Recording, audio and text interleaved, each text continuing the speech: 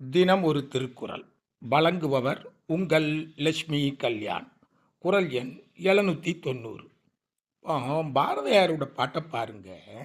யாமறிந்த புலவரிலே கம்பனைப் போல் வள்ளுவரைப் போல் இளங்கோவைப் போல் பூமிதனில் யாங்கனுமே பிறந்ததில்லை, உண்மை வெறும் புகழ்ச்சி இல்லைங்கார்.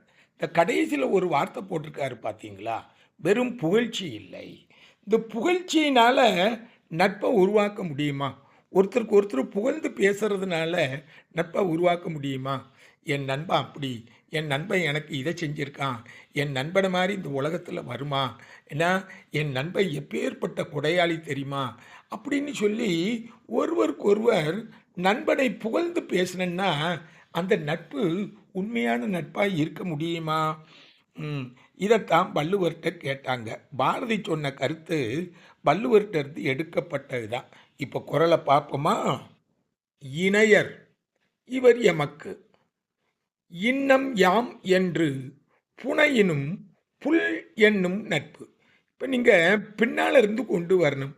இவர் எமக்கு இணையர் அப்படின்னா என்ன அர்த்தம்?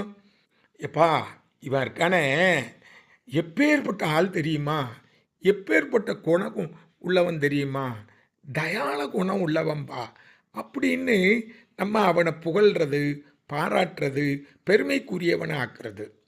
அதே மாதிரி அடுத்த வரிய பாருங்க, யாம் இன்னம் அப்படின்னு சொல்றது.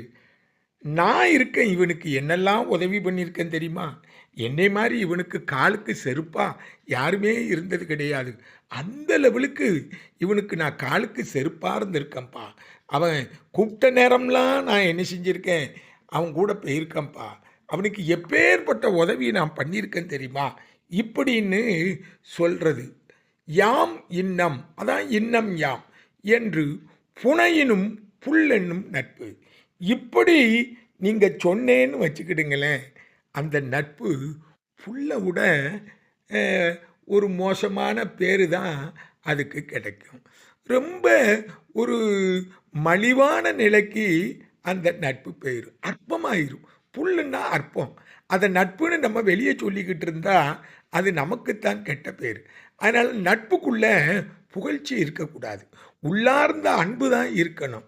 ஆமாம், அங்கே பார்த்தோம்ல, உடுக்கை இழந்தவன் கைபோலன்ன மாதிரி அப்படியே அடித்த செயலாக வந்து அந்த மானத்தை காப்பாற்றுறது தான் நட்பாக இருக்குமே தவிர, அங்கே வந்து புகழ்ந்துக்கிட்டு ஒருவருக்கு ஒருவர் இவன் அப்பேற்பட்டவன் இப்பேற்பட்டவன்னு புகழ்ச்சியில் நட்பு இல்லை என்பதைத்தான் வள்ளுவர் சொல்லியவர்.